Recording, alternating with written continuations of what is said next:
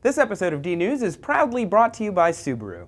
More than 6 million adults in the United States take a sleeping pill at least once a month before they go to bed at night. And that number is increasing. But do we even know what they're doing to our brains?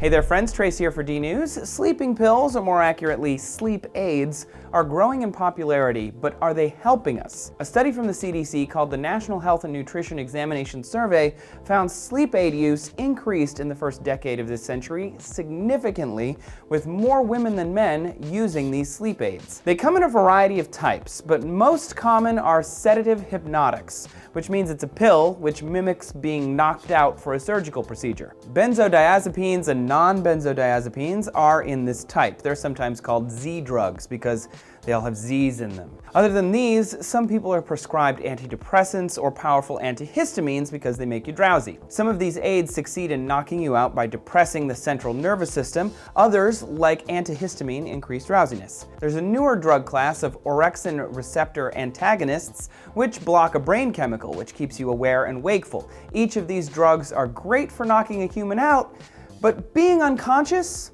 That's not sleep. Professor Matthew Walker from the University of California, Berkeley told Probably Science, if you want to lose consciousness, these drugs are fine, but it's not natural sleep. It's simulated sleep. Drugs alter the sleep structure or natural patterns and rhythms of your sleep. When you're sleeping, your brain is still active. It's organizing your day, it's making dreams and cleaning itself. Most of the newest drugs will allow the brain into REM sleep, but they don't allow the brain to go through the full process, which means the brain doesn't have a chance to clean up and process memories from the day before, cementing them for future reference. According to the National Institutes of Health, you should never take sleep aids more than 3 times in a whole week, and make sure you address any other mental health issues like anxiety or depression before ever taking a sleep aid.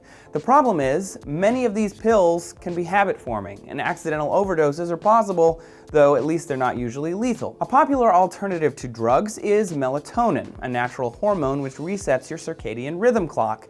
Everyone produces melatonin. It comes from the pineal gland in the middle of the brain.